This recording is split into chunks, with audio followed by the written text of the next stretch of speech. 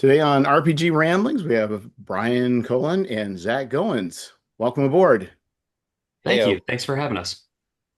Sounds like you guys have an exciting project on the forefront. At least one. Yeah. At least, I think it's one project, but there's many. It's kind of like with a lot of role playing games, right? You have the main game, but you have all these mini systems that are within that game. Right. Yeah, So there's many, just so so many much things to going let on. it sprawl out, right? Yeah. So there's some, I guess you have some alliteration going on. So what's the project that Raptor Ruckus is going to be launching here soon? Yeah. I mean, depends on when we kick this out, when you kick this out, but it's launching Tuesday the 26th, um, which is, coming up fast, about 4 days out, I think. So Yeah, it sounds like you guys have at least looking over the Kickstarter, you have a lot of things going on, a lot of things planned for this. It's not just a simple a coupon to print your own book from drive-through. It's quite an elaborate thing, not only the books, but then also a tremendous number of really cool add-ons. yeah, I think so Raptor started out as a book. It definitely started as like Brian, like Vastgrim in the sense of it's a Morkborg hack and like, oh, let's just explore that space. Um, but you get a year or so in and you have all these ideas and you also just like, building a Kickstarter is a lot of work and getting things printed and manufactured is a lot of work. And so sometimes it's good to say, well, do we just do one book or do we kind of try to lump all this together because then, you know, it kind of streamlines a few processes, means you have to do fewer Kickstarters, means you have to do fewer coordinations with manufacturing and kind of roll it all. So it turned into like, I think we're up to two hardcover books, one of which has a special cover variant, and then I think five zines and pamphlets and a GM screen and eight minis and a hat and a patch and I don't know. I'm gonna get lost You need to somewhere do in all something this like the card 12 pack. Days of Christmas, come out a little jingle and just go down the Yeah, list. yeah. It's crazy. And Brian and some of my other design partners have not been nice in this regards, in that, every few months or every few weeks, it's like, what about this thing that I'm cooking up, or what about this? And there's definitely been some like not, like gradual like expanding outs of it until we are where we are now. And I think at this point we're like, all right, Just gotta last stop. 90 days has been like, stop, Right. just do what we can and call it good. At a certain point, the sheer number of SKUs becomes a lot when it turns to the fulfillment side, especially when you're dealing with fulfillment partners that are not just in the US, because, hoping to make this a big enough project that it sinks its teeth into the international gamers as well. Yeah. It, so you guys are going to be shipping directly from the US to overseas? No, no. We'll be using a UK fulfillment But partner okay, but for you're still having books sent to somewhere and then they're going to distribute it or fulfill it to yeah, there'll be non-US part backers. part it'll be a split shipment. So some of it'll come to the Right. US, some of it'll go to the UK for the rest of the world. No, very cool. So like what was the initial start for this? I mean, obviously there was there was a seed somewhere. Was it young Zach at 13 years old said, one day, God help No. me, I'm going to make myself a dinosaur game because, the world needs some dinosaur Nope. games. No, not at all. I mean, I love Jurassic Park. It's one of my favorite things. So definitely I can't, hide that. But honestly, it was our dear friend, I think all three of our dear friends, Troy, who put the bug in my ear. We were at a show, or maybe we were on our own podcast. I don't remember. But at some point, we were chatting. I think maybe it was both. We were talking about like what would be a really cool RPG that doesn't have an RPG, and I was like, oh, 100%. Mine are like Mad Max, which now we're seeing a lot of like stuff that's Mad Maxian, Mhm. but Mad Max and Jurassic Park. And Troy was like, "Ah, Jurassic Park, that's not an RPG. There's nothing there. It's it's a one shot at best, sort of a pitch." And we ended up talking about it for a while, and it kind of, I think, stuck in my craw. Like the idea of like, oh, that all this really is? Is there something else here? How would this work? What would it even look like? Because it's not a combat game, but it's not really a social game. It's more of a, an action suspense game where pulling the trigger is probably the worst thing you can do. Um, Well, but and you're it's still going to also do it. some ways, and having looked at just briefly the quick one you did, but it's also in a sense like a post-apocalyptic game, right? In a sense that you're trapped on, I'm assuming you're trapped on an island and there's limited resources, right? And you're trying to manage those resources and they're real world resources like bullets and things like that. Yeah, exactly right. It's definitely got that apocalyptic vibe of, resources are scarce, salvaging what you can, counting every bullet, that sort of a vibe.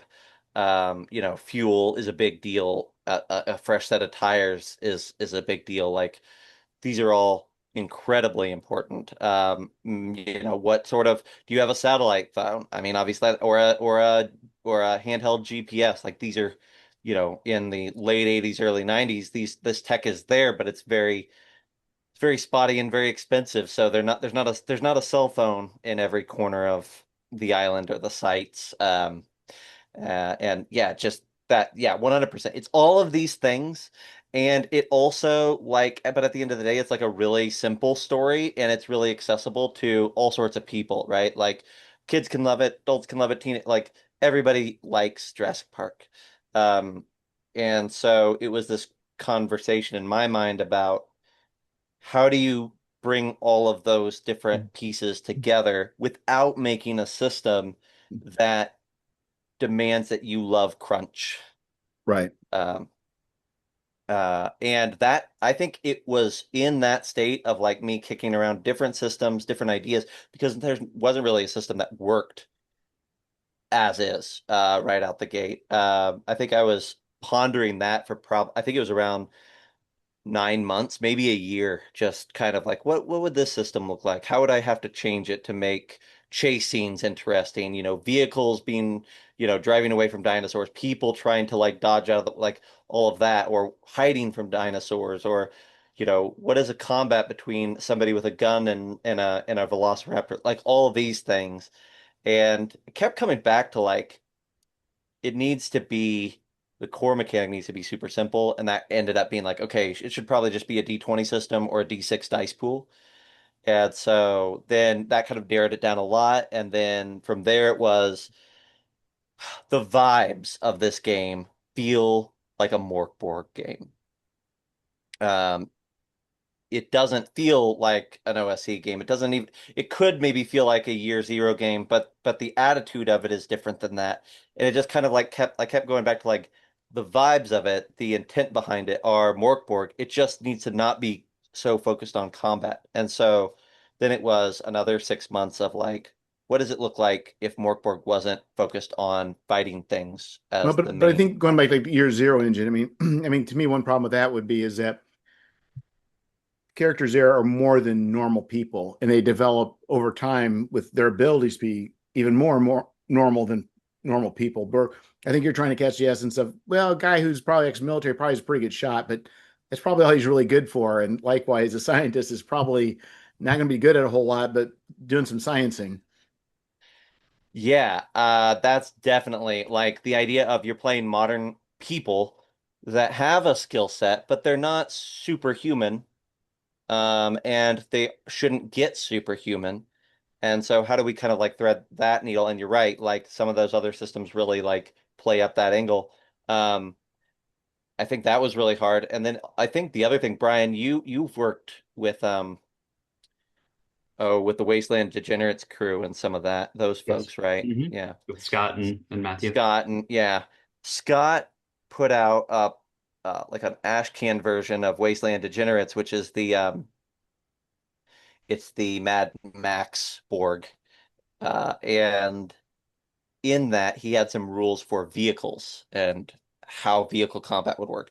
And I think what I saw from there was A, it's a very cool idea, but B, oddly enough, it was like, oh, I don't want it to be like this. Hmm. And that was the inspiration for, oh, but that was enough of an idea for me to say, yeah, but I know now how it could work and be the way that I feel like it needs to be because you're not fighting, it's not vehicle on vehicle smash 'em combat. Like Mad Max, but vehicles are a big part. So anyhow, I don't know. Maybe Brian, you probably also had something of that with Vasgrim and when you did ship combat rules, like To a figuring that degree. side I out. Yeah, mean, I really pirated that straight from Pirate Borg, and just adjusted it a bit for Starship combat. So because I like how that had been handled. Um, but yeah, I mean, especially in Raptor Ruckus, you're trying to get away. You're not trying to go and actually like the chance of you in a Jeep being able to take down a T-Rex is like if you're doing that, you've got the wrong mindset. yeah, yeah. And I think this was the other big thing, Jeff, is that I wanted, and this was a big thing in early playtests, I wanted to see how players handle it from the get-go because there's this idea, right, that D&D players have that every encounter must be a fight, or Yes. at least that's the kind of the default. And I think that definitely plays true in most Mork board games that I've been in, and that sort of thing is like the default is to fight, even if the odds are stacked against you. The default is to fight. And I wanted to design something that just by looking at your character sheet, by making a character, and by playing in the game, your default is to run or to get the heck out of there or to hide, and you know that shooting something is a bad call. And I think the lock-in point for me for Raptor Ruckus was when I started doing some play tests and like group after group when I would put them into a situation where they first encountered velociraptors or something like that, they're like, we need to get out of here. Like it wasn't like, what can we swing at them? What can we Well, shoot at them? It but was like, I think what you're piggyback off of is it's kind of like almost everybody's seen Jurassic Park, right? So in your game is definitely an homage to that. So people already know what they're in for, right? But if you're playing a Savage Worlds game, you just throw some dinosaurs in there. Yeah, they're going to take their shotguns and go at it. But here you set the stage like this is Jurassic Park, and everybody's like, okay, dinosaurs eat people. They spray poison in people's faces. It's like, Yep. yes. Yeah, exactly. Like I think, but you don't know until until you get it to the table. Like, are players going to adopt that side? And I think a big part of why they did, Brian, you've played it some, like Hmm. maybe like in my read, like part of it is because, yeah, we have inspiration from other things, but it's really Jurassic Park when you sit down and you get rolling. Like there's not like there's twists to the story, there's twists to the island. There's it's definitely a different take on everything on it to some extent. But we don't have, cyber dinosaurs. We don't have, mechs that you as players are getting into to fight them. Like we're not in we don't radically fundamentally change the beats one, you're not and giving the people like aesthetic. bazookas and Right. C4 and satchel charges and helicopters and 50 caliber machine guns. No, not yet at least. No, there's no grenades in the core book. Like the best thing that you can get is a high-powered hunting rifle. Like that's the biggest thing. And I'm telling you, That's not enough. that's not enough. You need a Yeah, bigger gun. Yep. yeah, yeah, yeah, yeah. And there's only one class at the beginning that can even start with a weapon, a firearm, right? Like, or maybe two, but like and by start with a firearm, we're talking about a pistol, right? So it's like we're also communicating right out the gate. I'm a like huge believer in like whatever you put on the character sheet is what players will assume the game is about. And Hmm. so really focused on what does this character sheet look like? What are we communicating on it? How do you build a character? What sorts of things are we highlighting in the character creation process? And trying to like at every point reinforce you're not playing a soldier or a warrior. You're playing a scientist. You're playing an everyday Joe sort of a person. So I think the other thing you have an advantage too is there's not, I can only think of two dinosaur games. One is Cadillac and Dinosaurs, which I've never seen. I've had the comic, but Hmm. it's definitely its own vibe.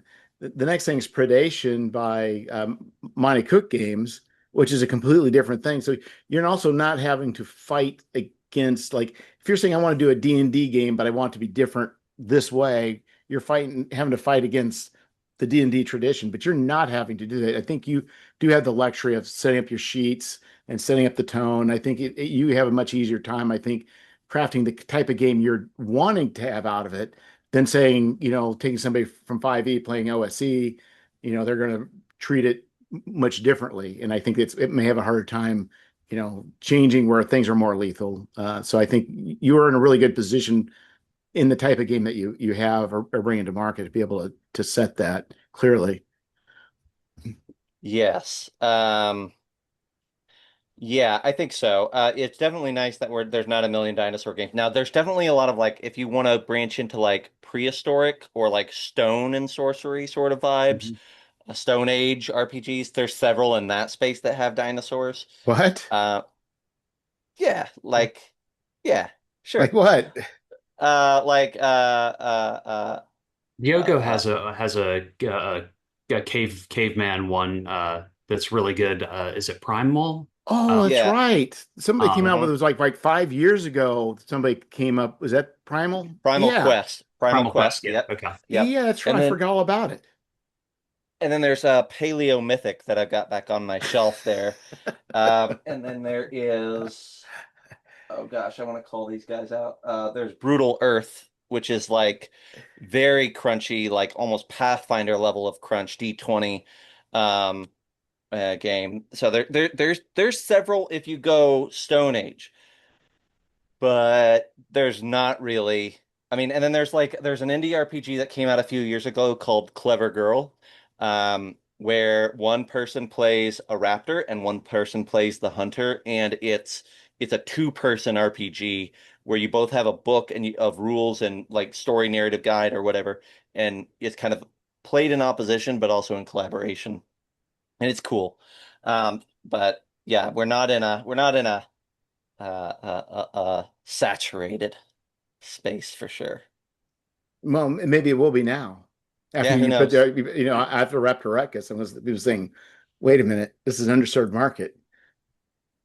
Yeah, yeah. I mean, that would be awesome, actually. I would love to Yeah. see like a bunch of people diving into this space. But maybe they'll do different Rutkuses, right? Maybe it'll be like I'm trying to think now, because like they do with Shadow Dark, or it could be, the same kind of thing with Pirate Borg or Morkborg. You could Yep. do the same thing could happen with Rutkus. Yeah, yeah, Hopefully that'd be there will be cool. third-party creations and people adding to the lore. Yeah, no, Brian, you have this idea. Maybe you want to like just briefly touch, but you're doing Plunder Lust, which is a And card game. right, yep. And then I'd also thought about doing so I've got Skirmish, which is a skirmish game in the Vast Grimm universe. It's like what if a portal opened and dinosaurs came in from Raptor Ruckus or people from the sci-fi setting landed on the island or one of the islands outside of the main island. Yeah. I'd love to be able to work those mechanics and things together and tie weird storylines together. Yeah, I think it'll definitely get weird really Yeah, fast, yeah, right? totally. Like that's what I trust is like every time we go to a show or every time we do a thing, people are like, "Can you play as a dinosaur? Can you play as like are there cybernetic dinosaurs? Can you have a dinosaur robot pet? Can you like all these like?" I'm like, "Not in the core book because Right. we want like this experience. We want the Yes. Jurassic Park experience, but it will come." And I think that yeah, as soon as third party folks get it their hands on, and I think that's the vibe that it'll go for a lot of folks is like really weird nonsense Well, in the best possible did way. you ever read Jim Butcher's what was that series with the urban fantasy? Oh, my wife does. I know what you're talking about, I've but read a couple of them, but I didn't keep going with the Well, length. like Sue from the Chicago Museum of Natural Museum, comes to life, the skeletons. I mean, you could do a scenario where you're at some sort of museum and the dinosaurs come to life and you're trapped inside the museum, or and there's a lot of fun things, or some sort of necrotic or necromancy going on, or and you could do all sorts of fun one shots with this. Yep. yeah, Dresden Files is what you're thinking of, Jeff. Yes. And yeah, I think that one of the things that we tried really hard to do with this game is we don't get too caught up in how are these dinosaurs created and like the background of it all. There's some of that, and Frank on our design team is a geneticist, so there's a lot of like cool like tech science or pseudoscience that we're incorporating in that sounds very plausible and may be very plausible. I don't know. That's Frank's department. But I think that there we leave a lot of it open to your interpretation at the table because, yeah, I think you're right. Like everybody's gonna have a different idea of how they want to take our toolkit and reconstruct it for their table. Primitive War, it came out today, right, or yesterday, which is dinosaurs in the jungles of Vietnam, right? And there's a whole story there. And that book is awesome, by the way. I don't know about the movie, but the book is awesome. Um, like you could definitely take our book as is and do Primitive War. Or yeah, like the museum come to life sort of a thing would work perfectly well too. And there's not a lot of pages in the book dedicated to this is the setting that we're expecting you to play in. You could do the We Land of the say Lost. 100%. Yeah. Yeah. Put some sleeve stacks in there. We're golden. You'll sell another 500 copies. Yeah. There's I think our group of designers kind of all read a different corner of dino Right. junk. So like when I went to him and I was like, "Hey, what is like your inspirations that you pulled from?" It's like a shotgun. And I was like, I would never have read that or put like Land of the Lost or whatever. I'm like, absolutely not. But you did, so that's great, right? Or whatever. Or, Shadow Zach was like, he's like Anaconda and Trimmers and like Uh-huh. all the like schlocky B grade monster horror. And I'm like, that's fantastic. But also not the direction I would Well, have but the I would thing have in is, mind. Yeah. but the premise really is Land of the Lost is people from the modern era moved to the past, Hmm. and you could have that people have that happen to them, maybe even facilities, and Yeah. it's really all that premise is. It's not. I don't know what happened after that, other than having a monkey boy. I don't remember too much about it. It's been far too many Yeah. years. Yeah, yeah, yeah. Anyhow, it's been fun and exciting, and I'm very happy with it. So, One of the things that I really like is that when I look at it, I look at how you bring in friends and continue to and give other people opportunities to expand and help build it out. If you look at the sheer number of people that are involved in this and that have, are putting their own mark on the Raptor Ruckus IP, it's really awesome to see you bringing friends in and giving folks opportunities to join you. thank you. That was day one when I decided it was going to be a book. It's like, okay, but I don't want to do this one. I do other projects by myself. I want to do this one with people.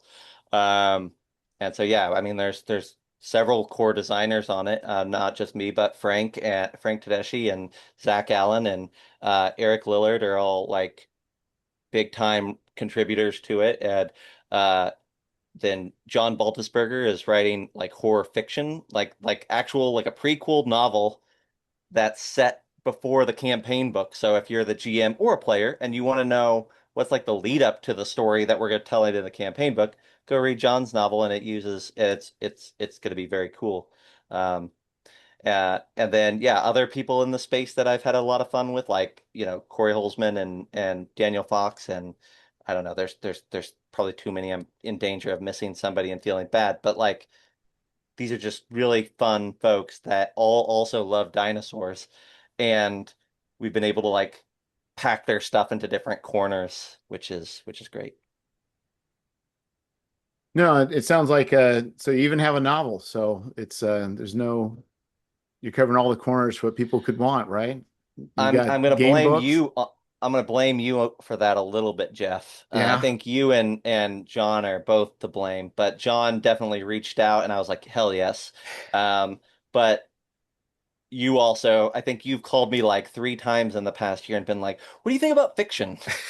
Um, that something of that got stuck in the back somewhere, and That's it great. it it it's great. Also, we don't have that many cool dinosaur Jurassic Park knockoff or Jurassic Park So hack books or Jurassic Park inspired books. So so here's what we works. have, and this is something I was kind of want to talk about part two, but we'll go Yeah. ahead and kind of discuss this now. So we are in, I can't speak for Brian, but we're in a kind of a unique position where we can do projects that we do want to make money. We would love for them to make a lot of money, but we really just want to see at least the minimum get this out into the world, right?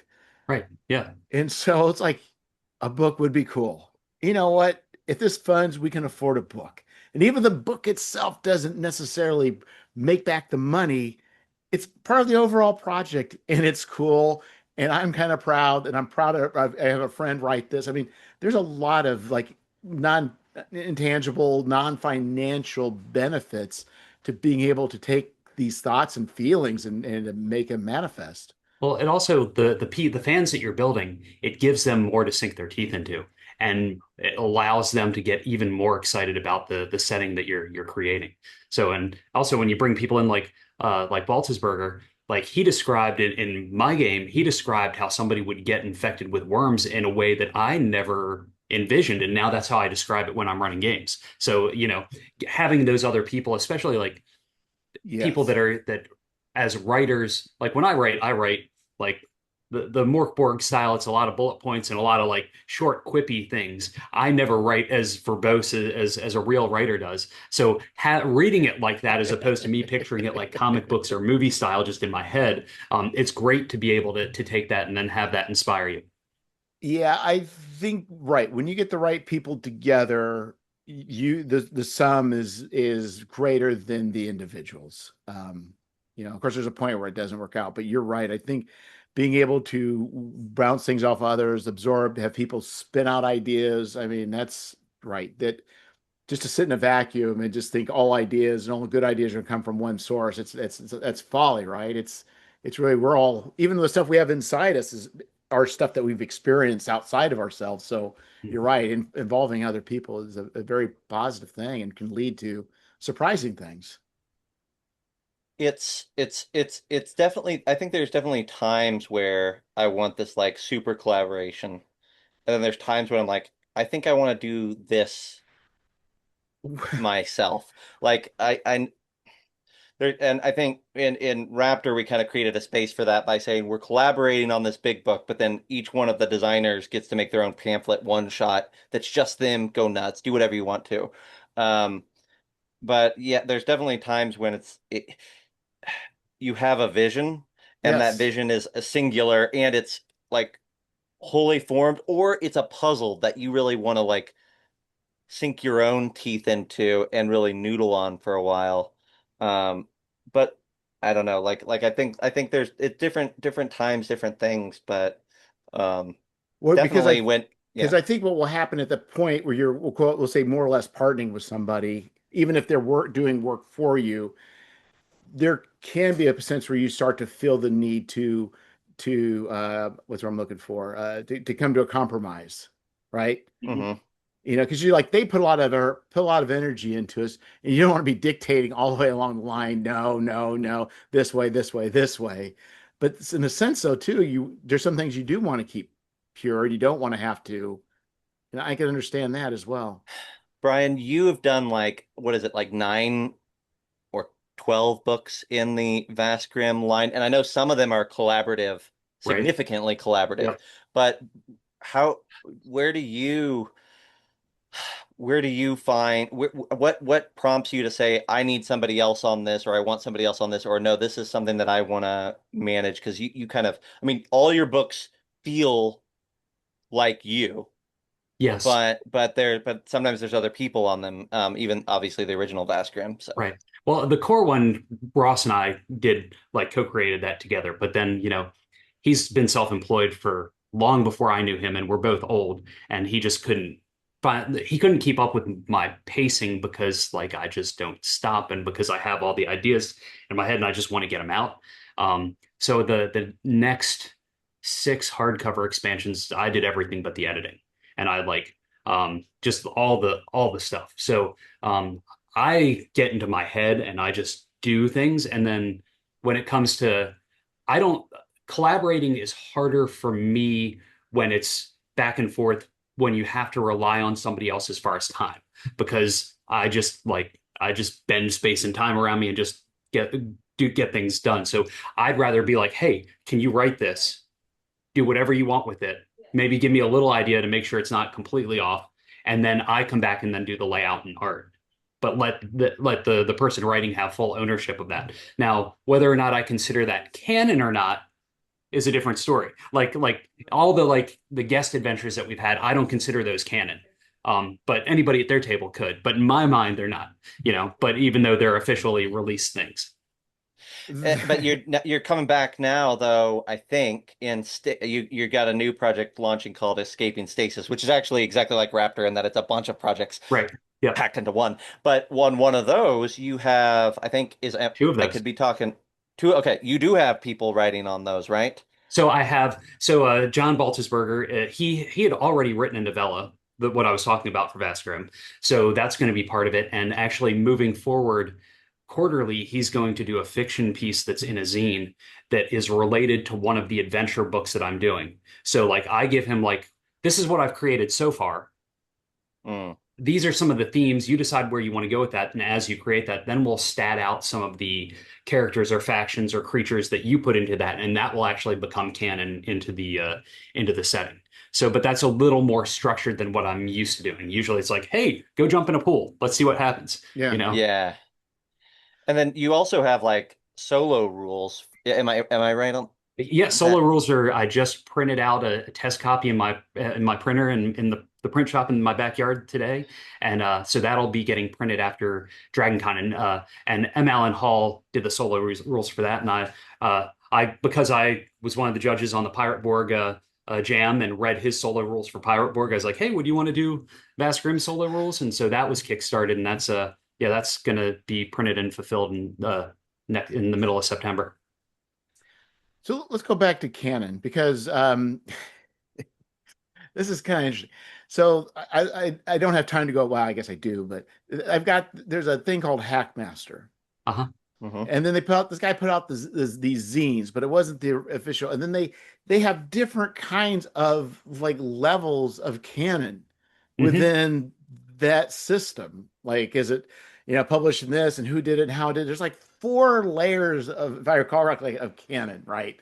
I'm here to make people confused. Yeah, so but I find it very interesting. So you said, you know what, I'm not going to gatekeep content, but I will choose what will be canon, but you let people do however they want, but in your head, that canon, you're not putting a sticker like level 3 canon, level Oh 4 no, no, canon, no, definitely not. you know. And all you shouldn't. None of it should be. I mean, whatever you play at your table should be canon for you. And like, if all you have is a core book of something and you're homebrewing everything, then that's your canon. You Well, know? but honestly, though, in general, I think people by nature, once you put something out and you create a map and you put a city and you put in it all of a sudden changes in people's mind. I'm not saying people True. don't change it, but you are, you know, creating canon. Yeah, Uh, that's fair. and so, but I also find it interesting too because I've thought about because like White Wolf spent a lot of time and energy putting a bunch of like narrative story stuff in all their books, right? I mean, that's Hmm. like probably, I don't know, maybe a quarter of Yeah. it. It's 20% of it. And I just thought like people, the people who dig it, right? I mean, if you're a White Wolf person, you're like eating this up. You're reading, all this stuff. But I'm thinking like, this is, I don't want that content in there. But I started thinking it's like you're creating a system, but you're creating fiction. I think that's an interesting thing. It's like, you know, you're talking about putting in a zine, which might be a good format. But I kind of myself was wondering for Hmm. an IP that I'm doing, like, what about including fiction or a short story, whatever it may be? So I guess what's your thoughts along? I mean, you know, so you start out with this idea for Vaskram, but I mean it grew, but did you fully realize want this to be realized into some sort of fiction format as far as I, stories or I hadn't really seen that as in my initial vision of it. Like every year, I kind of put my goals like these are what I want to try and accomplish this year. It's not like I don't beat myself up if I don't achieve them, but I like to like aim like pretty high just to make sure I keep going for things that are just beyond my reach. And so like uh, a movie pitch is one of them that I want to do. I've done a movie pitch for a different IP that I had, and I actually got to pitch that in LA, and that was really fun, a great experience, even though, it didn't go anywhere, but just, putting yourself out there to try to do things like that. Like it's also writing. I'm much more of a comic book style writer. I write in scenes and dialogue. So So wait a minute. So the movie pitch was it having to do with the Vast Grim, or is it no, it something was else? before Vasgrim. It was a 5e fantasy setting based on like weird monster sculptures I made. So you made some, it's okay. So you made some sculptures and you said, you know what, this would make a great movie. And then and then Yeah, then you created, I guess the question is you created a screenplay? no, no. So somebody, one of the people that worked for an animation studio met me at Gen Con after seeing my sculptures and seeing me there, and then we went back and forth for probably a year and a half, 2 years, working on the overall pitch till he felt it was strong enough to pitch his boss, and then I flew out to LA and pitched him and got to go to Son of Monster Palooza because it just happened to be the same weekend and got to see some cool art there and got the experience of doing it and it was cool. Well, that's neat. So yeah, Uh, I not think many that the people would other say they're thing doing that. Go ahead, Zach. I think the other thing that I really like about fiction, and I love that we're on canon and fiction in this chat Hmm. tonight, which is not the direction I thought maybe we might go, but that's awesome. But I think the other thing that I really think about fiction is, I've gone to a lot of shows over the last several years, and would I go to these conventions and I'm selling books for myself or for other people, a common refrain, right? I'm sure Brian hears it with his stuff all the time is, oh, I've owned Morkborg or I own Shadow Dark or I own whatever it is. I haven't got to play it yet, but it's on my shelf, right? Like you probably hear that 20 times a show. Hmm. Even some of your biggest fans may not have played your game. They just love the vibes, they love the words, they love the art, they love something about it that really speaks to them and resonates. And so I think that obviously he's not the first one to do it by a long shot, but Baldisberger, when he stepped into the Morkborg space and said, and he did Whispers of the Dying Lands, which was the first Morkborg fiction novel. I think he was creating an answer for those folks who don't get to play Morkborg every week, don't get to play it every month. Maybe had never gotten to play it, but they love it or they love the idea of it. And so now they can sit down and they can read a story that is packed with Borg lore and with Borg creatures and spells or whatever it might be, and they get to feel as if they're experiencing that space in a different way, and I think that's incredibly valuable.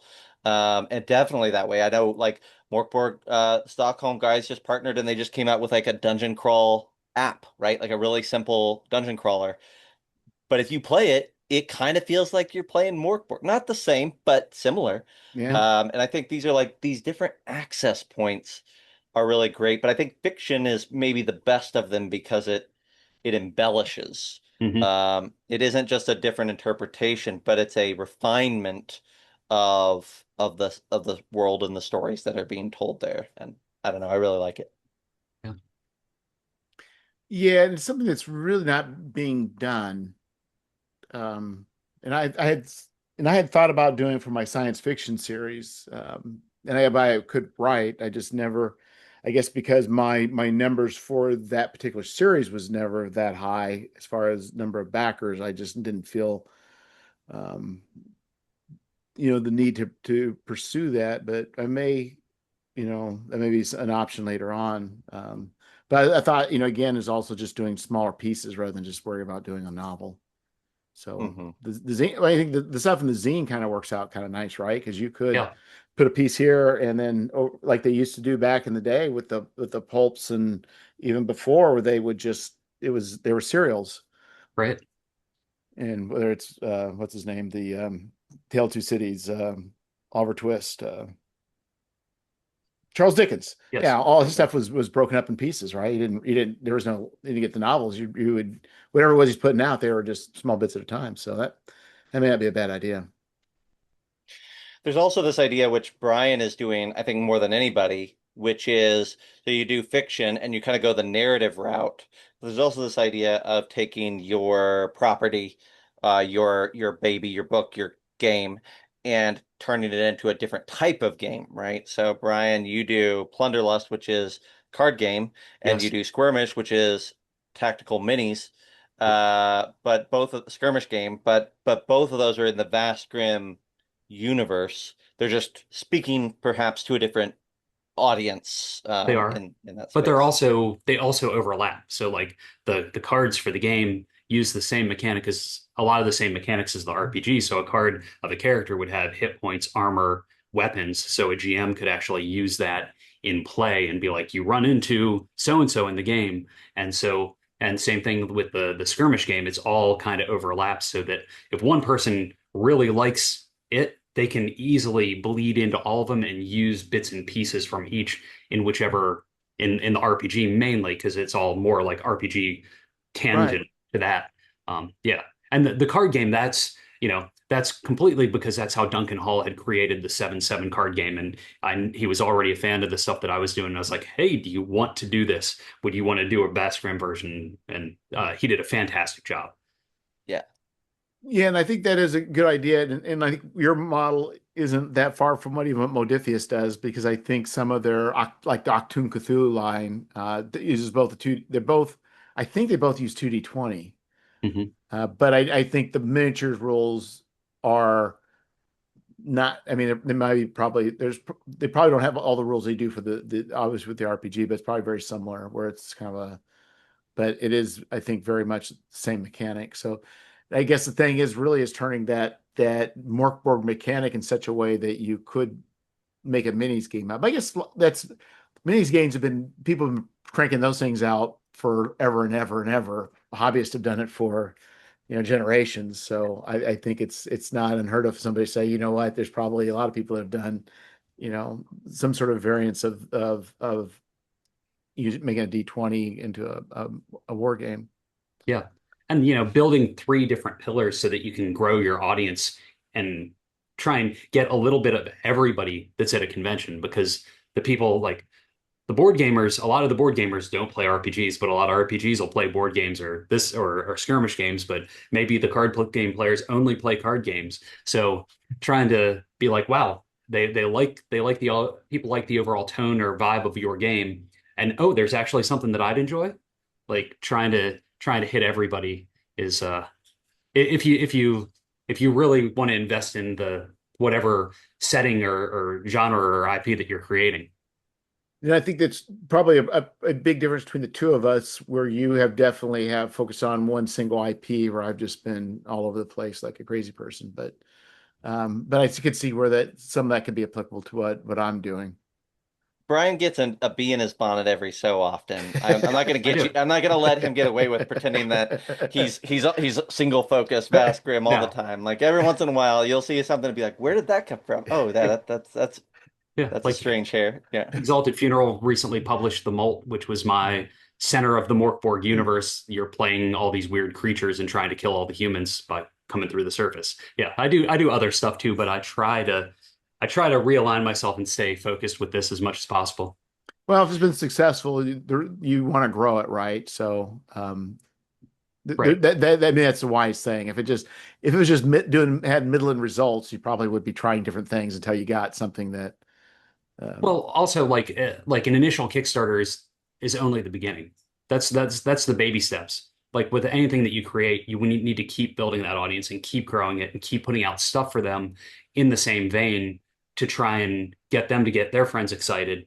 Because a lot of times I get a Kickstarter and it's 2 years from when I kickstarted and I'm not excited about it anymore. So you need to keep reintroducing it and then get new people on board when you already have a library of items for it so that they can be like, oh, I got this. Oh, they have this and this and this. Okay, I need to get those now. Yeah. Uh, Jeff, if it's all right, I'm gonna turn us in a slightly different direction here sure. because I'm really curious about this, and this is the first time Brian's been on the show, so we gotta like pick his brain on this side of it. So Brian, you just bought a super fancy printer. Hey, wait a Yes. minute. Why don't we say this for the next segment? Oh, okay, okay. No, no worries. I was gonna. Okay, great, great. Yeah, yeah. No worries. Absolutely. Mom's a word. Yes, yeah, yeah. So I did we'll not do anything of the sort. Yeah, no, yes.